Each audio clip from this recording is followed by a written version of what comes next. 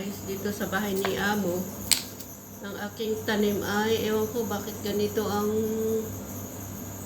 parang naman unti-unti silang nalalaglag yung ano, yung dahon at saka,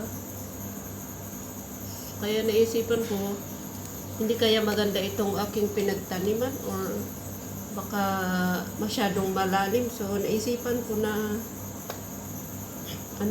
itaas yung, baka hindi sila makahinga. Try ko nga, dagdagan yung lupa para, tumaas sila dito, baka hindi sila makahinga. Ganyan. Bumili ako ng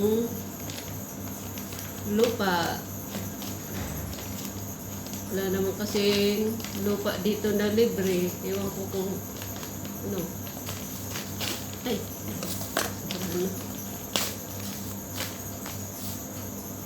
so, ano kayang gawin ko dito para hindi magalaw yung ugat?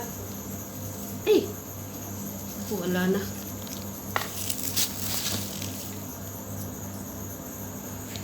Hirap naman baka mamatay na kung masyadong magalaw yung ugat.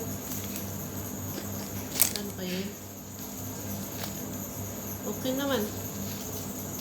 Kaya lang, baka nga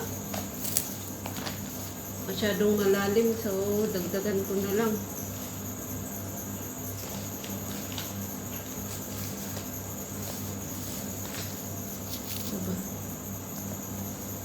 Pasensya na, halaman, kung nagalaw yung ugat nyo. Hinahanap ko paano ko kayo i-rescue sa buhay nyo. Okay? Hindi ko alam ang solusyon ninyo. At kayo unti-unting nalalaglagan ng dahon. Nalalanta yung dahon nyo, tapos malalaglag. Sana naman sa paraan na ito, dumami ang dahon nyo. Okay? Okay na ba kayo? Ay, naku, kawawa naman mga to.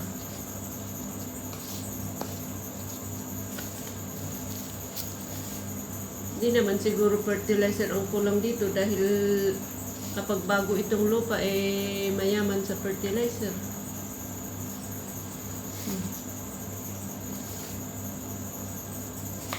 Salamat sa panonood. Meron pa akong isang pot na ganito din ang sitwasyon. Pangalan nito, Ivy. Tingnan nyo yung isa-isang nawawala yung dahon. Nagiging ganito, tapos mawawala na doon. Nagsimula din naman yun. Sana buhay sila. Tuloy-tuloy.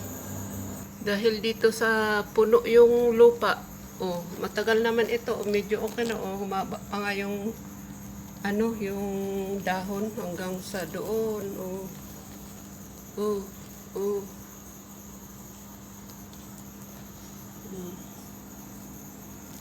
Ito din, dagdagan ko yung lupa kagaya dun sa isa.